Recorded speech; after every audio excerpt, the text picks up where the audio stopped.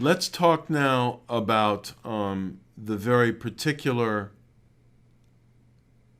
theory of Robert Putnam, what I've called the theory of civic community, and a theory that he developed in his famous book on Italy called Making Democracy Work, and has further articulated in much of his other writing about social capital, including his famous book, Bowling Alone.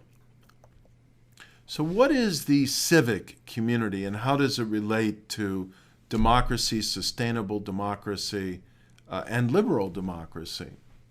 A civic community is, I infer and develop from Putnam's trailblazing work, a distinctive type of civil society that is based on horizontal relations, not vertical hierarchical relations. These are relations of trust, reciprocity, cooperation, and active participation among citizens who are on an equal plane of status and somewhat equal plane in terms of resources and knowledge. In a civic community, there's a high stock of social capital. That is, the ability of people to come together to organize for common ends. Social capital involves the trust, norms, and networks that facilitate cooperation for the common good. So when people have substantial trust as equals, when there's a norm of cooperation, tolerance, mutual respect, and when there's a dense array of social networks in which people are coming together and cooperating for various common purposes, whether it's to build a new school or some new public health facilities in their community, or whether it's to challenge a corrupt official at the local level, they have the ability to come together and cooperate as equals to achieve some common good. Now, the key challenge is how to build not just a formal democracy, the outer shell of electoral democracy, but a liberal democracy with good governance. Good governance that controls corruption, that implements the laws and rules of the country impartially, treating all citizens as equal and therefore generating a true rule of law, that generates public goods rather than private goods for the rulers and their narrow circle of cronies, and therefore that produces sustained economic development and that begins to mitigate social and economic inequality by treating all citizens as equal and spreading the benefits of development across the society. This is the political system, and its output in terms of economic and social development that results in a liberal, sustainable democracy. What are the underpinnings of a liberal democracy? Again, vigorous political competition, but also republicanism, as I said in my first lecture, in the sense of having horizontal accountability, rule of law, not just majoritarian rule or popular sovereignty, and liberalism in the sense of strong protections for individual liberties. Now I would add here citizenship as well. Active citizenship in terms of upholding and elevating the norms and structures of what I am calling here the civic community. The civic community then relies heavily on a strong, broadly dispersed foundation of social and political trust, of public awareness and participation so that citizens can be vigilant and check the abuse of power, and therefore have the ability to control corruption by preventing the emergence of a very hierarchical system drenched in patron-client relations, precluding citizens from coming together as equals to ensure good governance and a rule of law. So instead, a civic community has a rule of law in which citizens are treated equal, where there's social and political equality, and as a result, democratic legitimacy and stability, and as a result of all of this, economic growth and prosperity. Therefore, we get another complex, interactive, and I'd say mutually reinforcing system of liberal democracy with its base socially in this model of a civic community. So let's look at these causal flows now. We find in Putnam's theory, as I've tried to map it here causally, that institutional and historical patterns create a culture of civic engagement, of horizontal networks of civic engagement, of norms of reciprocity, of interpersonal trust, which is the core constituent element of social capital. This leads people, if they're trusting one another, if they have norms of reciprocity, viewing one another as equals, willing to do for the other when the other has done something for them, this leads to a propensity to form and join organizations of all kinds. Now, if people are joining organizations, they're going to, as a result, develop higher levels of civic competence, skill in using organizations to advance their interests, skill in expressing their voice in the organizations to help set the agenda, and a sense, again, of efficacy, that if they participate, if they express their interests, if they exercise voice, it can make a difference. Civic competence results in greater political participation.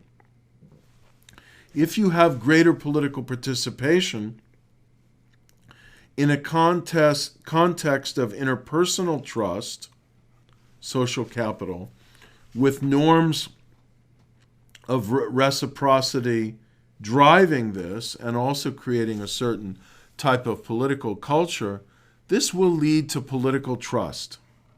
Citizens are not only holding their public officials accountable, but they have a trust in the system and in the rule of law. If they trust in the system and the rule of law, they're more likely to obey the law and not try to skirt it for near-term advantage.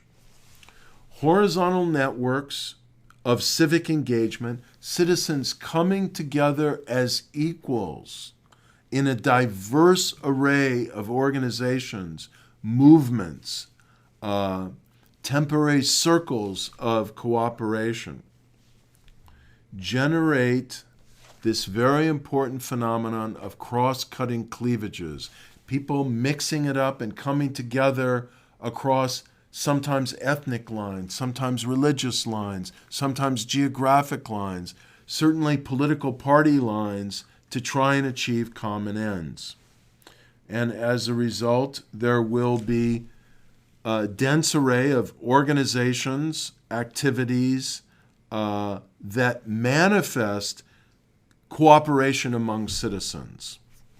If you get, Robert Putnam argues, if you get this dense array of civic activities in which citizens are coming together to cooperate, let's go back to Tuckville, in large free schools where citizens come together to learn the general art and theory of association, this will generate better government, more effective, honest, good government. And if you have cross-cutting cleavages, this will lead to a disposition to compromise, which will contribute to better government as an active citizenry is coming together to hold government accountable, and different interest groups are meeting in the public arena and not just demanding victory, but making compromises in order to enable better public policy. Good government promotes economic prosperity, and economic prosperity sets a political climate in which there can be more effective and honest government. When you have good government producing honestly good outputs, accountable government, respecting the rule of law, promoting political freedom, you have one of the important conditions for democratic legitimacy. So keep in mind what I said in a previous lecture, that both economic outputs and political outputs are very, very important as drivers of or contributors to political legitimacy. And of course, it's the case that political legitimacy will be facilitated if there's some underlying sense of trust in the political order and the system, if not completely in the individuals who occupy that system at any moment in time. Now let's look at the feedback effects. If you have a legitimate political system in which citizens respect the authority of government and believe that the system of government they have in place is morally right and proper, morally entitled to ask them for their tax dollars, ask them for their compliance, you're going to get more willingness to abide by the law. You're going to get more generation of economic prosperity, and this will provide a feedback mechanism that enhances political trust. So this is a very rich and mutually reinforcing set of phenomenon that creates what can be called a civic community of citizens who are equal to one another, cooperating on a relatively common plane, with high levels of social capital, high levels of interpersonal trust, high levels of knowledge and information about the system, respect for the rule of law, and ultimately for the legitimacy of democracy. Now, what does the uncivic community look like? This is a social reality that is very pernicious and mutually reinforcing. It starts with pervasive social distrust. People, when asked a question like in the World Values Survey, whether you think most people can be trusted or you can never be too careful in dealing with people, here the instinct of most people is to say, everybody's going to grab for themselves. You really can't trust your fellow citizen. This leads to social fragmentation. If you don't generally trust your fellow citizens, it's going to be very hard to come together on an equal basis for a common good, to organize horizontally for common ends. There's a prevailing belief, not in equality, but in inequality, that there are always going to be some at the top who are doing better. You want to be there if possible. If not, you grab onto their coattails and get what you can in a pervasive array of patron-client relations that graduate up from smaller political bosses to larger political bosses, to whom the smaller bosses pay loyalty, and the ultimate political boss in the country, who, say, regional political godfathers may answer to and express loyalty to. Instead of relations of equality, reciprocity, trust, what you have is vertical bonds of dependency and exploitation. The result here is not cross-cutting cleavages, because people are trapped in vertical relations of patron-client relations. So they're not coming together and mixing it up across ethnic and religious boundaries. Normally, in a low-income country, patron-client relations are very much relations among familiars, people of common kinship, common language, common ethnicity, common identity, who don't trust the other group and think that other group is just out there to get advantage. In this context, you have not generalized political and social trust, but political distrust, alienation, cynicism, and the result of social distrust, of fragmentation, of political distrust is get what you can as soon as you can. Because if you don't get it, somebody else is going to grab it. Now, you can imagine in this context of cynicism, opportunism, not respect for the rule of law, but get what you can at any moment in time, and therefore work the underground economy, use bribery and favoritism, nepotism, to try and get an advantage, get place in the system, get access to the system.